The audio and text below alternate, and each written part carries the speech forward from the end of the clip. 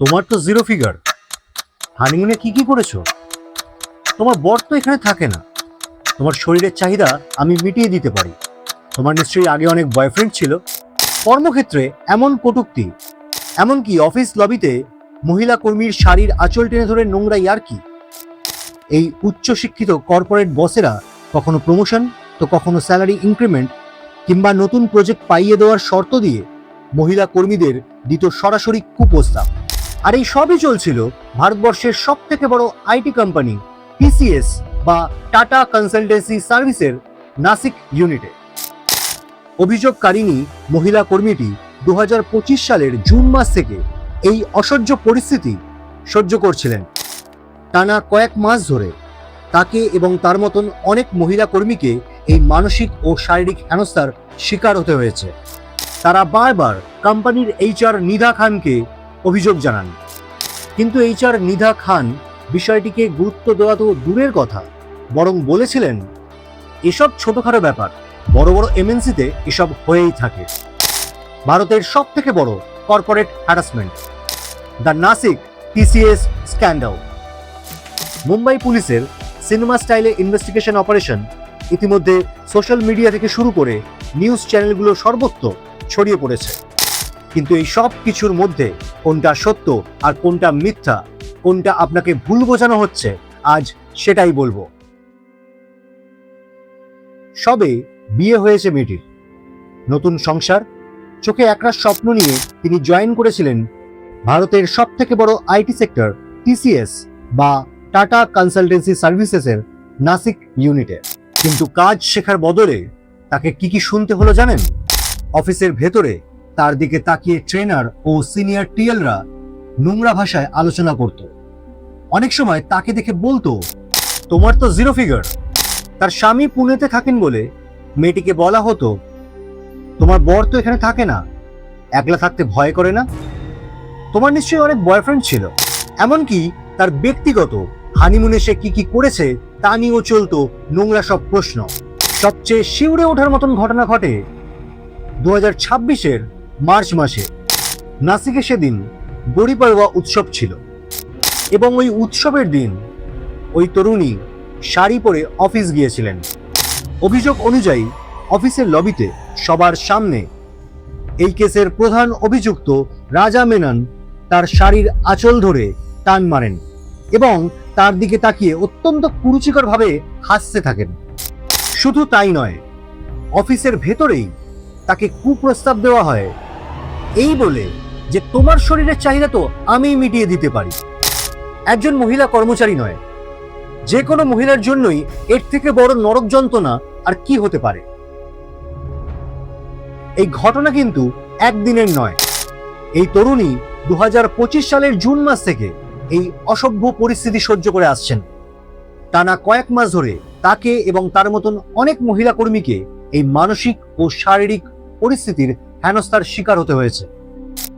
বারবার তারা কোম্পানির এইচআর ম্যানেজার নিধা খানের কাছে অভিযোগ জানান, কিন্তু অভিযোগ উঠছে যে নিধা খান বিষয়টিকে গুরুত্ব দেওয়া তো দূরের কথা, প্রথম দিকে এড়িয়েই গেছিলেন এবং পরে যখন বারবার কমপ্লেন আসতে থাকে তখন তিনি ওই তরুণীকে বলেন, এসব ছোটখাটো ব্যাপার, বড় বড় এমএনসিতে এসব নাকি হয়েই থাকে। এত দিন সহ্য করার পর অবশেষে ধৈর্যের বাঁধ ভেঙে যায়। 26শে মার্চ 2026 ওই তরুণী সাহস করে নাসিকের দেওলালি ক্যাম্প পুলিশ স্টেশনে প্রথম এফআইআর দায়ের করেন এবং এর পরেই একে একে অন্যান্য মহিলার ঘটনাও সামনে আসতে থাকে। পরিস্থিতির গুরুত্ব বুঝে নাসিকের স্থানীয় পুলিশ একটি এসআইটি বা স্পেশাল ইনভেস্টিগেশন টিম গঠন করেন এবং মুম্বাইয়ের নাকা পুলিশ স্টেশনেও আরও 8টি আলাদা আলাদা মামলা রেজিস্টার্ড হয়। তদন্তে যাদের যাদের নাম উঠে এসেছে তারা সকলেই টিসিএস এর বহুদিনের কর্মী, কেউ সিনিয়র টিম লিড, কেউ বা সিনিয়র ট্রেনার। রাজা মেনন প্রধান অভিযুক্ত, যে এই তরুণীকে জোর করে প্লেয়ার বলে ডাকত এবং শাড়ির আঁচল ধরে টান মারে এই প্রধান অভিযুক্তই। শাহরুখ কুরেশি। রাজা যখন তরুণীকে নিয়ে নোংরা নোংরা প্রশ্ন করত, শাহরুখ তখন তাকে উৎসাহ দিত এবং এই তরুণীর স্বামী দূরে থাকে বলে তা নিয়ে মশকরাও করত। আসিফ আনসারি। এর অত্যাচারের ধরন ছিল আরও ভয়ানক। আসিফ সুযোগ পেলেই তরুণীর খুব কাছে এসে বসত, তার থাই বা কোমরে আপত্তিকরভাবে হাত দিত। তাকে জোর করে জড়িয়ে ধরারও অভিযোগ উঠছে এই আসিফের বিরুদ্ধে। এছাড়াও এই তদন্তে উঠে এসেছে জায়েজ গুঞ্জাল, শফি শেখ, তৌসিক আক্তার এবং দানিশ শেখের মতন ব্যক্তিদের নাম।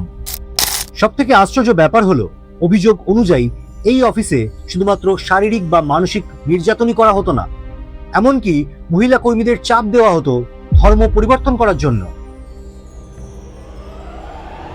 আপনারা জানলে অবাক হবেন, এই মামলার প্রমাণ জোগাড় করতে গিয়ে মুম্বাই পুলিশ অনেকটা সিনেমার ধাঁচে অনুসন্ধান করেন। পুলিশের 6 জন মহিলা অফিসার সাধারণ কর্মচারীর বেশে টানা 40 দিন ধরে ওই টিসিএস অফিসে কাজ করেছেন। এই সময় তারা ভেতর থেকে সব প্রমাণ এবং কর্মীদের বয়ান সংগ্রহ করে নেন। এরপরেই পুলিশ অ্যাকশনে নামে। এইচআর ম্যানেজার নিদা খান সহ মোট 8 জনকে গ্রেফতার করা হয়।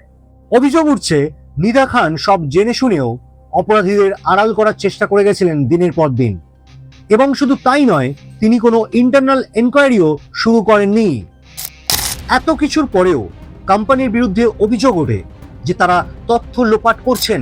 প্রথমে বলা হয় নিদা খান একজন এইচআর ম্যানেজার, পরে কোম্পানির তরফে লিখিতভাবে জানানো হয় যে নিদা খান এইচআর না, তিনি একজন টেলিকলার অ্যাসোসিয়েট। পরে আবার বলা হয় নিদা খান অফিসেই ছিলেন না, তিনি প্রেগনেন্ট, তাই ম্যাটারনিটি লিভে আছেন। এখন প্রশ্ন হচ্ছে, এই সব কিছু যদি সত্যি হয়, তাহলে কেন কোম্পানি একটি বিশেষ এমপ্লয়ির ডেটা রাখলেন না, বা সেই ডেটা কেনই বা পরে আবার রিআপডেট করতে হলো? এই ঘটনাটা কোনো একটা নির্দিষ্ট কোম্পানির ঘটনা নয়, এই ঘটনাটা সমগ্র সিস্টেমের গাফিলতিকে বুঝিয়ে দেয়। প্রতিটা বড় কোম্পানিতে পশ বা prevention of sexual harassment act থাকাটা বাধ্যতামূলক। 2013 সালের এই আইন অনুযায়ী যদি কোনো মহিলা কর্মী হেনস্থার অভিযোগ করেন, তবে কোম্পানিকে একটি ইন্টারনাল কমপ্লেন্টস কমিটি বা আইসিসি গঠন করে 90 দিনের মধ্যে তদন্ত শেষ করতে হয়। কিন্তু নাসিকের ক্ষেত্রে কি দেখা গেল? খোদ এইচআর বিভাগই আইনকে বুড়ো আঙুল দেখিয়ে অভিযোগগুলোকে ধামাচাপা দিয়ে রেখেছিলেন। পশ অ্যাক্ট অনুযায়ী অশালীন মন্তব্য, গায়ে হাত দেওয়া, এমনকি কুৎসিত ইমেল বা মেসেজ পাঠানোটাও অপরাধ। এই আইনে অভিযোগকারিনীর পরিচয় গোপন রাখার এবং সুরক্ষা দেওয়ার কথা বলা হয়েছে।